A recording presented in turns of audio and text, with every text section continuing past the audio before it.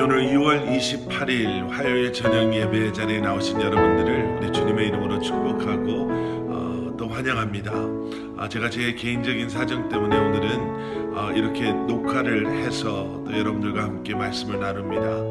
여러분 어떠한 모습 또 어떠한 형태의 예배다 할지라도 여러분 시간과 또 그 장소를 초월하시는 성령님께서 저와 여러분과 함께 하심을 기억하시고 또 오늘도 기대하는 마음으로 또 사모하는 마음으로 또 주님 앞에 나아가는 저와 여러분들 되기를 기도합니다.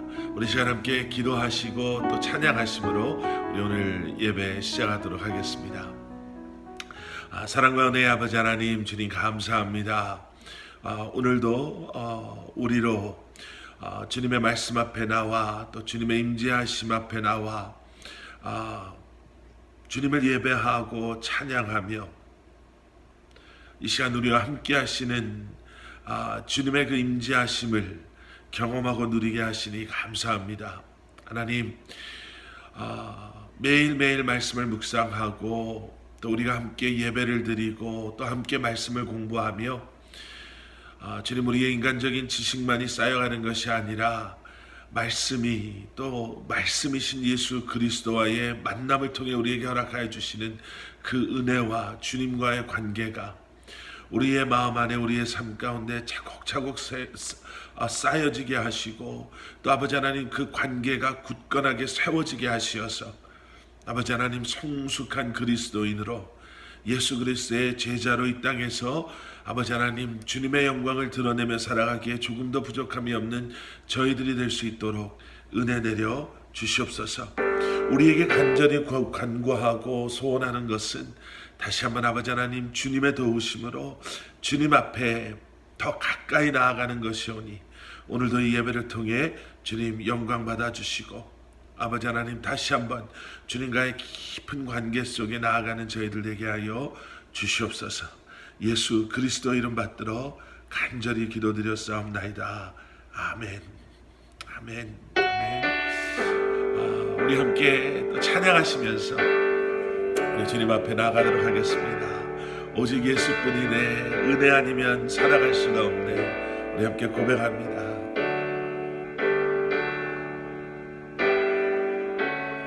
은혜 아니면 살아갈 수가 없네. 호흡마저도 다 주의 것이니 세상 평안과 위로 내게 없어도 예수 오직 예수뿐이네. 크신 계획 다 볼 수도 없고 작은 고난에 지쳐도 주께 묶인 나의 모든 삶 버티고 견디게 하시네.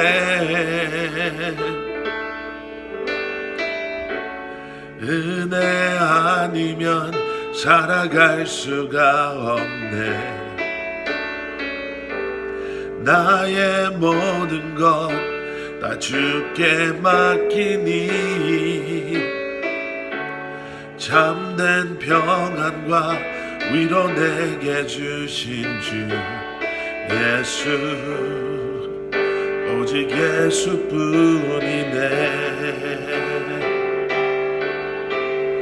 크신 계획 다 볼 수도 없고 작은 고난에 지쳐도 주께 묶인 나의 모든 삶 버티고 견디게 하시네. 크신 계획 다 볼 수도 없고 작은 고난에 지쳐도 주께 묻기 나의 모든 삶 버티고 견디게 하시네.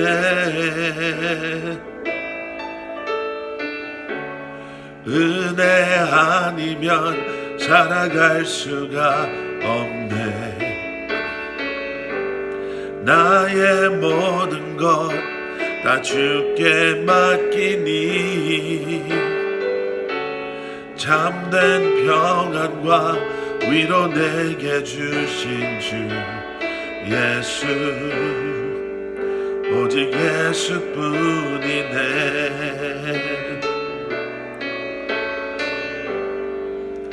오직 예수뿐이네.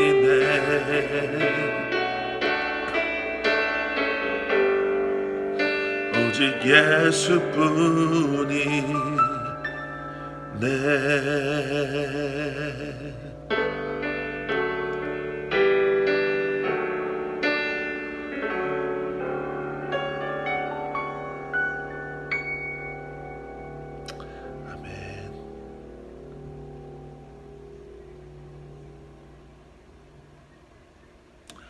아멘. 아멘.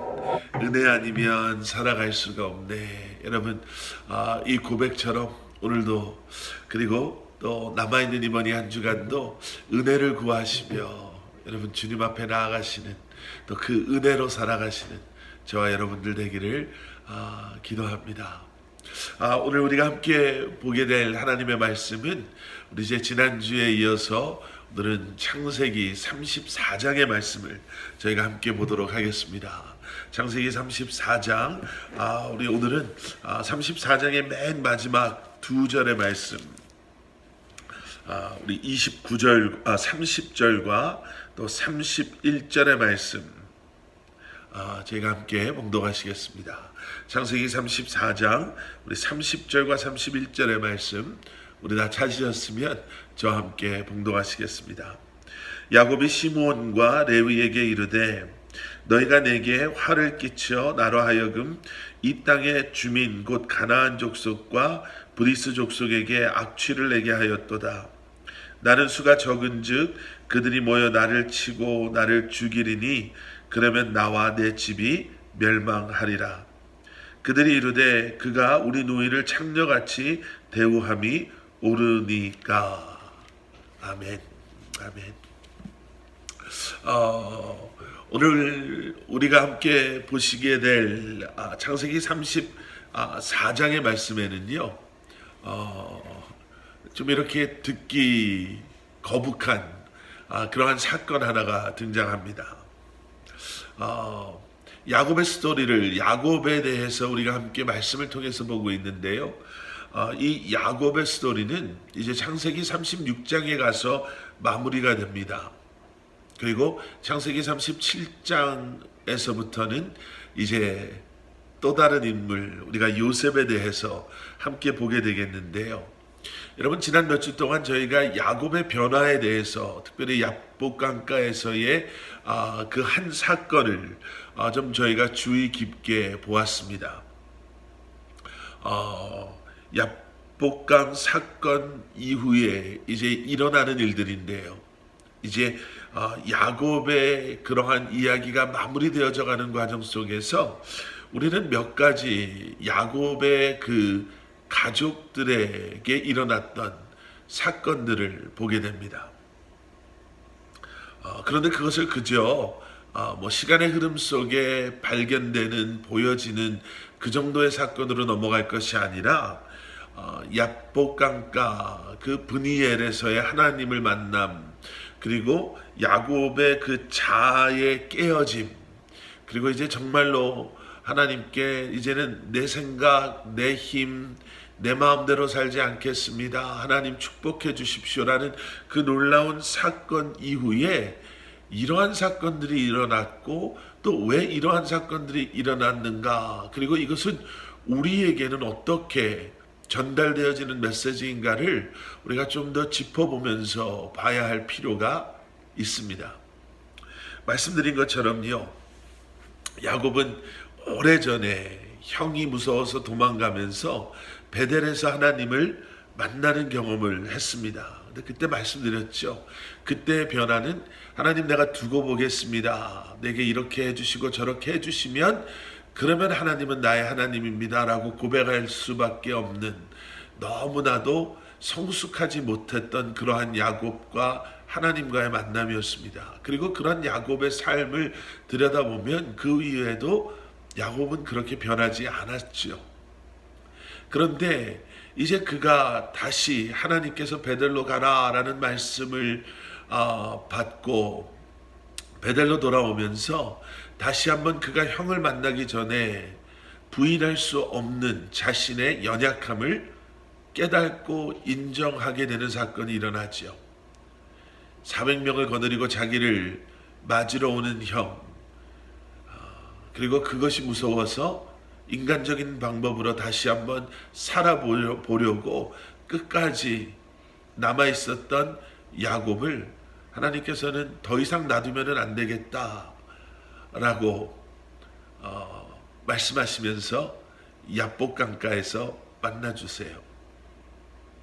그리고 정말 그곳에서 하나님을 만나게 되죠. 그리고 철저히 하나님 앞에서 깨어지는 그러한 경험을 야곱이 하게 됩니다. 예, 이젠 정말 변했겠지 생각하게 되죠. 그런 말씀을 우리가 이렇게 읽고 묵상하다 보면, 이제 정말 야곱은 새 사람이 됐어. 이제는 정말 야곱이 은혜, 믿음, 정말 하나님의 속을 시원하게 해드리는 그러한 사람, 그러한 믿음의 사람이 돼서 이제는 그러한 믿음으로 살아가는 그러한 사람이 되었겠지라고 생각하고 나름대로 우리 스스로 결론을 내리죠. 우리의 삶도 마찬가지입니다. 여러분, 은혜를 경험하고 어디 가서 은혜를 우리가 체험하고 난 뒤에 우리는 우리 스스로에게 그 마지막 수양의 마지막 그러한 모임의 부흥회의 저녁에 눈물을 흘리면서 기도하면서, 여러분 그런 생각 가져보신 적 있지 않으시나요? 야, 이제 내가 정말 변했구나. 내가 언제 이렇게 울고 언제 이렇게 예배하고 언제 이렇게 웃고 언제 이렇게 기도한 적이 있었던가. 내가 정말 변했구나, 이거구나 라고 생각하는, 우리가 가끔 내가 좀 더 착해졌다라고 생각되어질 때, 내가 좀 더 거룩해졌다라고 생각하는 그 순간, 여러분 우리가 오늘 보게 되는 창세기 34장의 말씀은요, 그런 우리에게 바로 그 순간이 바로 우리가 여지없이 넘어지고 무너지는 순간이 됨을 우리에게 보여주고 있습니다. 야복 강가에서의 그 하나님을 만나는 체험, 그 이후에 조금씩 야곱의 삶이 변화되는 것, 하나님께서 야곱의 삶을 터치하시고 야곱을 변화시키는 것은 그 한순간의 완벽해짐이 아니라 야곱의 삶에 이제는 시작된, 그리고 진행되어져 가는 바로 그러한 과정이다라는 것을, 우리가 하나님 앞에 서는 그 순간까지 진행되어져야만 하는 과정임을 우리는 보게 됩니다. 그래서 여러분, 참된 그 신앙, 복음적 신앙은요, 어느 한순간에 나는 됐다, 나는 거룩하다, 나는 나 자신에게 기대를 가지거나 아니면은 이만하면 됐다라고 스스로 만족하는, 그러한 마음을 품지 못하도록, 그러한 생각을 하지 못하도록, 그러한 소리 못하도록, 여러분 그 신앙의 긴장을 유지하는 것, 여러분 그것이 참된 그러한 복음적인 신앙임을 우리는 기억해야 합니다. 달라지는 게 그럼 무엇인가? 달라지는 게 무엇이었습니까? 야곱의 이러한 야복강에서의 사건, 또 우리의 은혜의 경험, 그렇지요? 그러한 하나님과의 만남의 경험, 그것을 통해 바뀌는 것은 무엇입니까? 냉정하게 말하면요, 그때 바뀌는 것이 있다면 하나님에 대한 기대가 더 분명해졌고 더 커졌다라는 것이에요. 이런 경험을 통해서 고백되어지는 것은 무엇이냐면, 나는 이제 훌륭한 그리스도인이다. 나는 이제 절대로 넘어지지 않고, 절대로 시험에 들지 않고, 유혹에 빠지지 않고, 죄짓지 않는 이제는 완벽한 그리스도인이 됐습니다가 아니라, 그때 우리가 고백하는 것은 무엇이냐면, 하나님은 여전히 신실하시구나. 하나님은 여전히 나와 함께 하시는구나. 하나님은 여전히 나를 붙들어 주시는구나. 내가 넘어지고 내가 실수하고 내가 실패했지만 하나님은 여전히 나를 변함없이 사랑하시는구나. 이것을 깨닫고 또 깨닫고 또 깨달으면서 다시 한번 우리가 그 은혜에 반응하는 것, 다시 한번 우리가 고백했던 그 찬양의 고백처럼 은혜가 아니면 나는 구제불능이구나. 그런데 지금도 나를 사랑하시는 하나님께서 그 은혜가 나를 붙잡아 주시고 나를 일으켜 세워 주시는구나. 주님 감사합니다. 내가 다시 시작하겠습니다. 이렇게 고백하는 거죠. 그래서 어떤 목사님은 이것을 또 이렇게도 표현하십니다. 우리의 이러한 모습을 영적 뻔뻔함이다. 영적 뻔뻔함. 넘어지면 넘어질수록, 또 실패하면 실패할수록 더 당당하게 다시 시작하는 그 모습. 그저 숨기고 감추고 그러한 세상적인 세속적인 뻔뻔함이 아니라, 그 영적인 뻔뻔함은 나는 이거밖에 안 되는 존재였습니다. 그런데 그런 내가 홀로 있는 것이 아니라 신실하시고 변함없으신, 그리고 나를 사랑하시는 하나님의 도우심으로 나는 다시 일어날 수 있습니다. 다시 시작할 수 있습니다. 라는 바로 그러한 영적인 뻔뻔함이죠.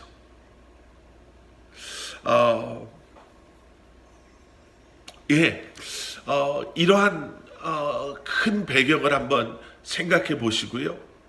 오늘 34장의 말씀을 함께 보실 텐데, 또 이 안에서 우리가 또 전제 조건처럼 또 하나 기억해야 될 것은 무엇이냐면, 여러분, 야곱의 이러한 모습은 사실 이전에 등장했던 믿음의 조상 아버지 이삭, 또 할아버지 아브라함과 그렇게 다르지 않다라는 거예요. 그리고 야곱의 이러한 모습은 훗날 이스라엘 백성들의 모습과 다르지 않습니다. 야곱이 다녔던 그 길을 따라가다 보면 바로 그 길이 아버지 이삭이 다녔던 길이고요, 할아버지 아브라함이 다녔던 길임을 보게 되지요. 또 그리고 그 길이 훗날 이스라엘 백성들이 다녔던 길이었음을 또 우리는 보게 됩니다.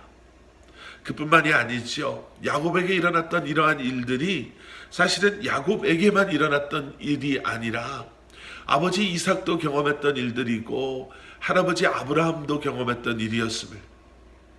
그래서 여러분, 이러한 신앙의 모형이라고 할까요?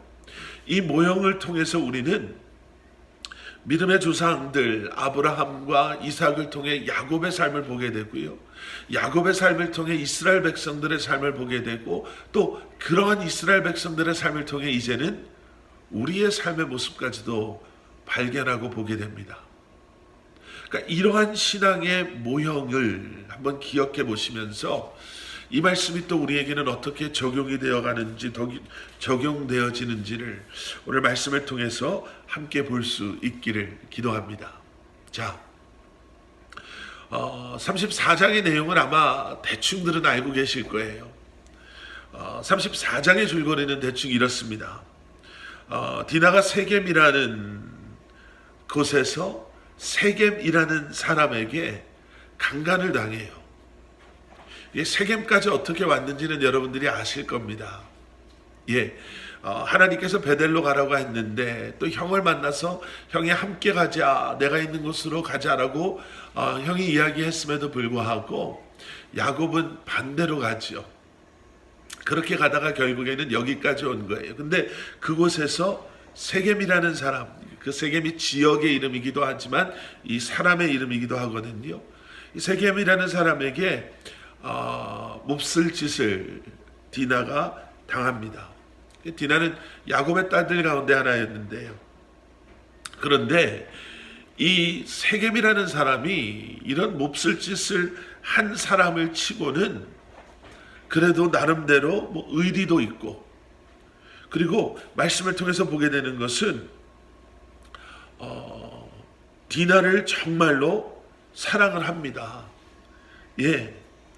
그래서 그저 성경에 등장하는 다른 그러한 인물들과는 다르게 디나를 겁탈을 하고 그냥 디나를 버리는 것이 아니라 야곱을 찾아와서 결혼을 시켜달라고. 그래서 세겜의 아버지 하몰이 야곱에게 정약 결혼을 하자고 나오게 되죠. 근데 야곱을 여러분 그 상황에서 보시게 되면은요, 야곱이 그 상황에서 아무 말도 하지 않습니다. 그런데 오늘 저희가 읽은 본문 30절의 그 흐름을 이렇게 한번 생각해 보시면 야곱 역시도 그렇게 하는 게 나쁘지는 않겠지라는 생각을 했던 것이 분명하다라는 것을 저희들이 추측해 볼 수가 있어요.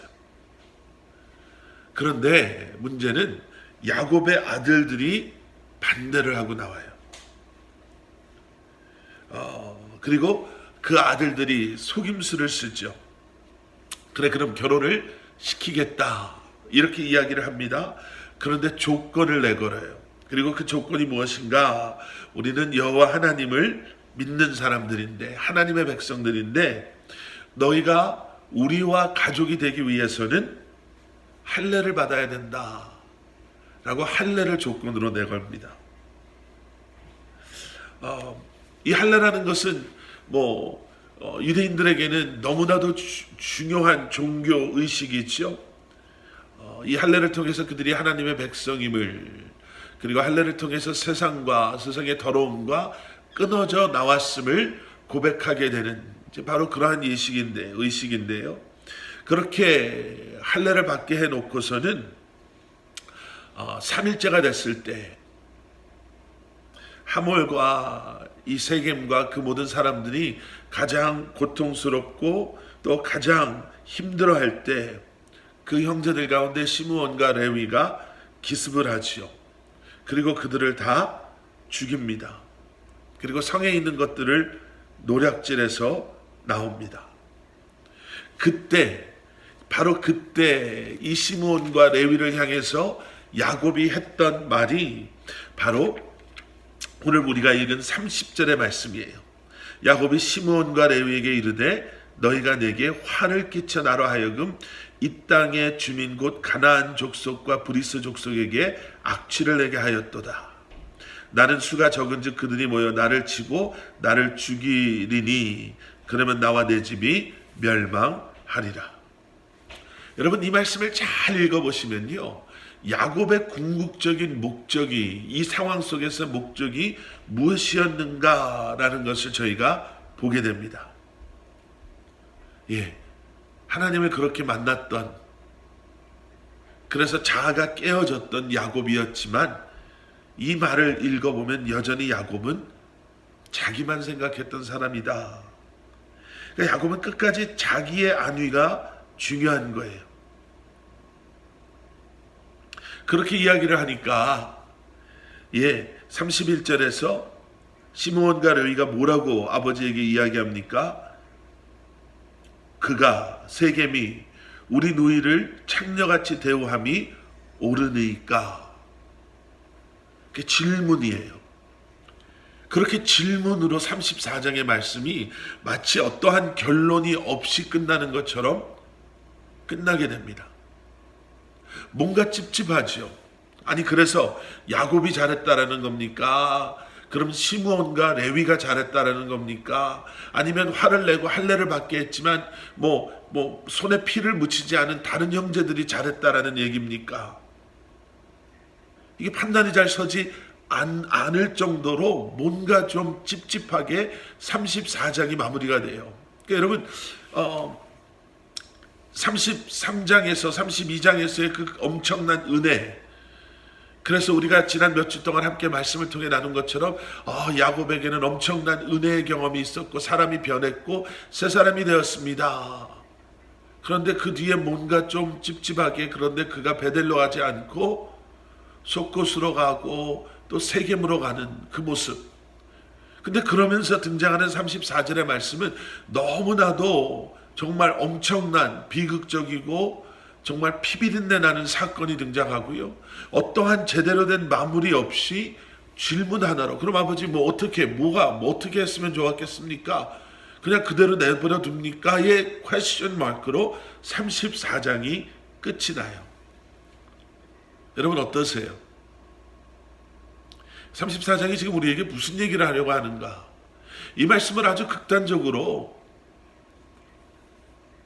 이렇게 받아들이시는 분들도 있어요. 하나님이 가라는 대로 안 가면, 살라는 대로 안 살면 야곱의 딸 받지, 그 자녀들 받지, 이렇게 인생이 비참해지는 거야. 그래서 두려움을 딱 마음에 심어서, 그러니 신앙생활 잘 하십시오. 안 그러면 집안이 이렇게 망해버립니다. 이렇게 극단적으로 나가시는 분들도 제가 본 적이 있어요. 그런데 우리가 여기에서, 그래서 제가 지금 좀 이 34장의 말씀을 보기 전에 두 가지를 제가 설명을 드리지 않았습니까? 여러분, 우리가 하나님의 만남을 경험을 하더라도 이것이 우리의 완벽함을 이야기하는 것이 아닙니다. 우리는 하나님 앞에 서는 그날까지 끊임없이 넘어지고 일어나고 넘어지고 일어나는, 하지만 그가 그 과정 속에서 우리를 도우시고 우리와 함께 하시는 하나님의 도우심으로, 신실하심으로 우리는 주님 앞에 나아가는 그러한 삶을 지금 살아가고 있습니다. 또 한 가지는요, 그러한 이들의 삶을 통해서 우리에게 보여주시고자 하는 우리의 모습, 지금 이 시대를 살아가는 우리의 삶에 적용되어져야 하는 말씀이 있습니다. 이것이 어떠한 표본, 원형의 역할을 하게 됩니다라고 말씀드렸죠. 그게 뭐냐라는 거예요. 과연 그게 뭘까? 자, 여러분, 저희가 우리 5월달 가정에 대한 메시지를 나누기 전에 마지막 2주 동안 야곱의 아들들에 대한 말씀을 저희가 함께 나눴었죠. 그리고 그때 시므온과 레위에 대해서도 우리는 보았습니다. 기억하시나요? 이 사건으로 말미암아 시므온과 레위는 창세기 49장에서 저주를 받게 돼요. 이 사건으로 말미암아. 저희가 이것도 함께 보려고 하는데요. 그래서 결국 시므온과 레위가 한 것은 잘한 것은 아니에요. 우리가 나중에 레위기의 말씀을 보더라도 강간에 대한 죄의 그러한 성경이 말하는 페널티는 이렇게 한 집안을 몰살시킬 정도의 잔인함, 그렇지는 않습니다. 이제 저희가 나중에 레위기 말씀을 함께 공부하면서도 또 보게 될 텐데요. 지금 이 말씀은 지금 우리에게 무엇을 말씀하고 계시는가? 여러분 생각해 보십시오. 아까 제가 말씀드렸죠. 아브라함과 이삭의 삶을 들여다보면 야곱의 삶을 우리가 볼 수 있습니다. 이삭과 아브라함에게도 이와 비슷한 사건이 있은 적이 있어요. 자기의 아내를 그때는 누이라 속임으로 말미암아 자신의 아내가 다른 남자와 동침할 뻔했던 사건들이 있었죠. 그때마다 하나님께서 막으셨어요. 그리고 오히려 우리가 말씀을 통해 보게 되는 것은 하나님께서는 오히려 그 사건을 통해서 이삭과 아브라함을 더 축복해 주신 것으로 우리는 기억하고 또 보게 되죠.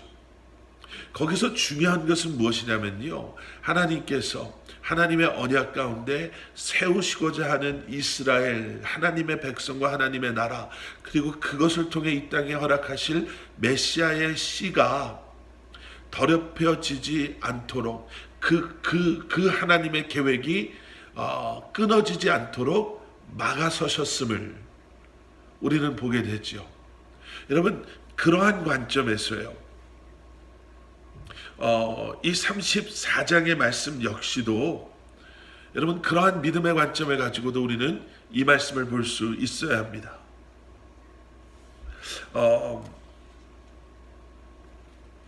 먼저 우리가 기억해야 되는 것은요, 믿음으로 살지 못할 때, 아까도 말씀드린 것처럼 믿음으로 살지 못하면 하나님의 저주가 퍼부어져서 없었던 병에 걸리고 잘 되던 기업이 사업이 망하고 이런 관점이 아니라요, 우리가 가야 할 그곳 베델은 결국 하나님과의 만남의 자리, 예배의 자리 아니겠습니까? 우리가 가야 할 그곳을 가지 못할 경우에 우리의 인생이 이렇게 꼬이고 이렇게 힘들어진다라는 거예요. 하나님께서 원인을 제공하시는 것이 아니라 이건 분명히 야곱이 원인을 제공한 거죠. 그래서 이렇게 인생이 꼬이고 힘들고 고난스러워지니 결국에는 35장에서 야곱이 자 이제 우리가 베델로 갑시다 라고 결국에는 그가 두 손 두 발 다 드는, 여러분 그러한 일이 일어나는 거예요. 좀 우리로 이렇게 좀 우리에게 좀 와닿게 이야기를 한다면 이런 거죠. 베델의 사건은요, 그냥 우연한 경우에 미국에 이민 와서 평소에 한국에서는 교회 다닐 생각도 안 했는데 교회 가야 한국 사람 만나고 교회 가야 도움도 받고 교회 가야 한국 음식도 먹고 이런 이유로 그저 그냥 교회에 내 편할 때 그저 가끔 교회 가서 나쁠 게 뭐가 있어, 애들 한글 학교도 한다고 하니 애들 한글도 배우고, 또 미국에 그냥 이렇게 나쁜 애들 많다고 그러는데 교회 가서 애들이 착하게 크면 우리에게는 좋은 거고, 이런 생각. 교회 다녀서 하나님이 축복해주면 그건 너무 감사한 거고, 그러한 막연한 생각. 베델에서의 야곱이 그랬단 말이에요. 하나님 이렇게 해주시면 오케이. 그러면 제가 더 열심히 헌금하고 더 한 달에 2번 교회 갈 거 3번 4번 가고 그러다 보면 내가 교회에서 직분도 받고 그러다 보면 내가 교회에서 하는 행사도 가고 선교도 가고 하지 않겠습니까? 여러분 베델에서의 야곱은 그 정도 수준이었어요. 우리도 그런 정도의 수준이 있었을 때가 있었죠. 그런데 야복 강가에서는 그 수준이 한 단계 더 업그레이드 되는 겁니다. 그렇게 가졌던 내 생각이 얼마나 잘못된 것인 것을, 그게 자아, 내 생각이었고 그게 나였음을, 하나님과는 전혀 상관없는 나만의 생각이었음을 깨달아 알게 되므로 이제는 하나님을 제대로 만나는 경험을 하는 거예요. 그런데 말씀드린 것처럼요, 그렇게 돼서 이제 신앙생활이 뭔가를 제대로 알게 되는 거예요. 하나님을 사랑하는 마음, 나를 내려놓고 나를 예수 그리스도의 십자가에 예수 그리스도와 함께 못 박고 모든 것을 내려놓는 바로 그러한 영적인 경험을 하는 거예요. 그럼에도 불구하고 여러분 여전히 베델로 향하는 삶을 살고 계십니까? 혹시 우리는 세겜에 있지는 않습니까? 우리 나름대로 세겜의 땅을 사고 집을 짓고 나름 안정적인 삶을 추구하고, 여러분 기억하시죠? 그곳에서 단을, 하나님을 위한 단을 세웠어요. 나름대로 그러한 내 삶에 정말 맞는, 나름대로 그 안에 예배도 있고 신앙생활도 있어서 나름 만족하는 그런 삶을 살고 있지 않습니까? 하나님께서 결국 원하시는 것은요, 베델을 향하는 우리의 삶인 거예요. 베델에 가까워져가는 우리의 삶의 모습이죠. 그런데 야곱을 통해서도 보게 되는 것처럼 참 우리는 고집불통입니다. 저도 그렇고요. 나름대로의 단을 세워가며 그것에 만족하고 마치 그것이 하나님을 위한 것이고 하나님이 원하시는 것이다 라고 주장하고 내 스스로를 설득하며 우리는 우리가 원하는 세겜에 머물 때가 있다라는 거예요. 세겜에 머물게 되면 어떤 일들이 일어나나, 여러분 제가 조심스럽게 이제 설명을 드릴 텐데요. 여러분 오해하지 않으시고 이 사건을 우리가 오해하지 않고 또 이것을 너무 극단적으로 생각하거나 쉽게 생각하지 않고 우리가 이 말씀을 우리에게 한번 던져볼 수 있기를 원합니다. 34장 1절은 이렇게 시작이 돼요. 레아가 야곱에서 낳은 딸 디나가 그 땅의 딸들을 보러 나갔더니, 자 1절에서 우리가 발견하게 되는 이 디나를 통해서 보게 되는 야곱의 가족의 그러한 모습이 있죠. 디나가 그 땅의 딸들을 보러 나갔다. 여러분 그게 뭘 의미할까? 예, 벌써 세상과 하나 되어 있는 그러한 모습을 보게 되는 거예요. 그곳에서 구별된 삶을, 최소한 그러한 삶을 산 것이 아니라 그저 그곳에서 그들과 함께 어울려 살고 있는, 우리가 나중에 30절에서도 오늘 보신 것처럼 야곱 역시에게도 그저 그들하고 편안하게 그냥 그들하고 불편함 없이 서로 도와가며 그냥 그들에게 얻을 것 얻어가며 살아가면 얼마나 좋았을 텐데, 예, 그러한 마음이 그들에게 있었다라는 거예요. 그런데 그러한 디나에게 너무나도 부끄럽고 수치스럽고 아픈 사건이 일어나죠. 그래서 아까 말씀드린 것처럼 형들이 할례를 들고 나옵니다. 여러분 오늘 말씀을 보시면요, 2절 말씀을 보시면 히위 족속 중 하몰의 아들 그 땅의 추장 세겜이 그를 보고 끌어들여 강간하여 욕되게 했다. 이 욕되게 했다라는 표현. 또 5절에 내려가서 보시면요, 야곱이 그 딸 디나를 그가 더럽혔다 함을 들었으므로, 여기에 더럽혔다라는 이 표현. 또 13절에 내려가서 보시면요, 야곱의 아들들이 세겜과 그의 아버지 하몰에게 속여 대답하였으니 이는 세겜이 그 누이 디나를 더럽혔다라는 이 표현.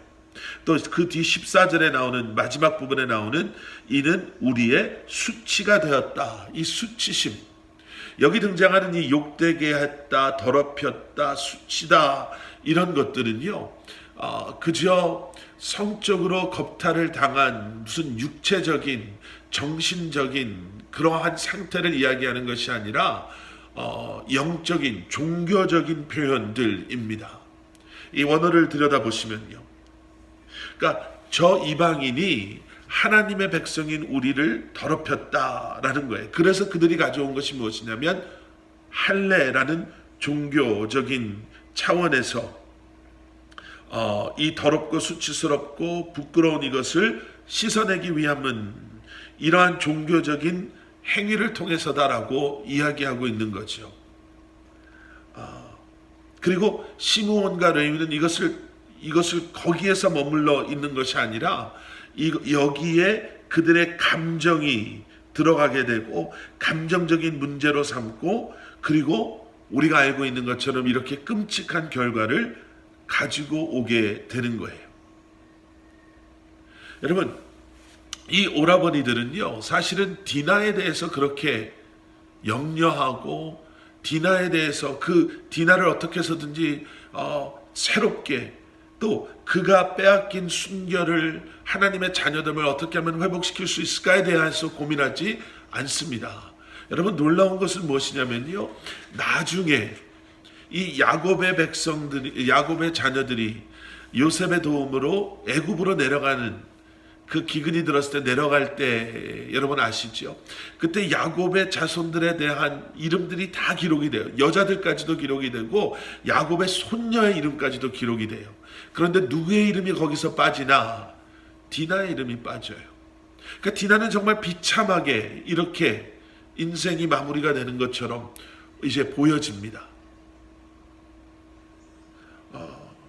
그런 지금 이 오빠들이 하고 있는 것은 결국은 뭐냐면 이러한 종교 의식을 이용함으로 자기의 하나님 백성, 나는 하나님의 백성이니까 나는 순결해야 돼, 나는 그러한 자기의 그러한 만족을 누리려고 하는 것이죠. 그런데 그뿐만이 아닙니다. 20절과 23절 내 말씀을 보시면 이런 하몰과 세겜의 그리고 그 세겜 성읍 사람들의 대화가 등장해요.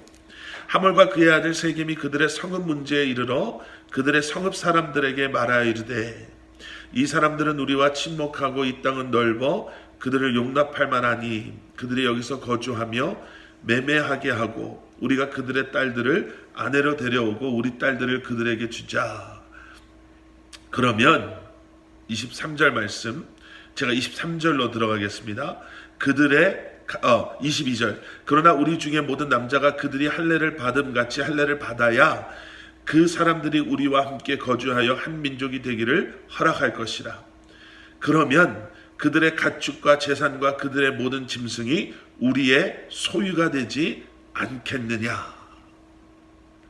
여러분, 이 세상 사람들은요 할례를 그렇게 대수롭게 생각하지 않아요. 뭐 할례 받아야 그들과 이렇게 하나가 될 수 있다고 하니 뭐 그거 아픈 거 좀 참으면 되지 않겠냐. 그런데 그 결과가 뭔가 그들의 가축과 재산, 그들의 소유가 우리의 것이 되지 않겠느냐. 여러분 생각해 보세요. 야곱의 아들들은 종교를 이용해서 자기의 만족을 위해 종교를 이용했다면 이 이방 사람들은 종교, 이 할례라는 너무나도 거룩한 의식을 통해서 자기의 이익을 취하려고 하는 것이죠. 자, 그럼 여러분 보세요. 디나는 세상을 동경해서 세상과 하나 되는 그러한 모습을 우리에게 보여주고, 야곱은 뒤에서 영적인 그러한 아버지에도 불구하고 눈치만 봐요. 불리해지니까 그때 가서 화만 내는, 자기가 그러한 영적인 분별력을 가지고 끌고 가는 것이 아니라, 시몬과 레위 또 그 다른 형제들은 자기의 만족을 위해서 할례를 악용하고, 세겜 사람들은 자신의 이익을 위해서 할례를 이용하는 것. 여러분, 베델로 돌아가지 않았기 때문에 그들의 삶의 모습에서 드러나는 그러한 모습들입니다. 베델로 가지 아니하고 반대로 향했기 때문에 그들의 삶이 이렇게 총체적으로 흔들리고 있고 무너지고 있음을 우리가 보게 되죠. 창세기 34장의 말씀은요, 그래서 그저 질문으로 끝나서 아니 이게 도대체 무슨 결론인가가 아니라, 창세기 34장의 결론은 우리 역시도 그럴 수 있다라는 거예요. 신앙을, 교회를, 하나님을 그저 나의 만족이나 나의 이익을 위해서 사용하고 있지는 않은지,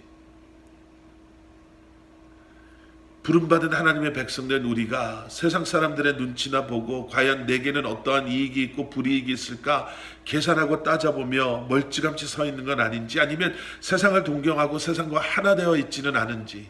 그래서 35장에 들어가서 베델로 가자라는 메시지가 필요한 것이죠. 여러분, 베델로 가십시오. 예배의 자리, 말씀의 자리, 주님의 자리로 나아가시기를 축원하고 기도합니다. 함께 기도하시겠습니다. 사랑의 아버지 하나님, 우리를 붙잡아 주십시오. 우리와 함께 하여 주시옵소서. 베델로 향하고 진정한 아버지 하나님, 그 믿음과 신앙의 자리에서 겸손한 신앙의 믿음의 모습으로 주님과 동행하는 삶을 살아가는 저희들 되게 하여 주시옵소서.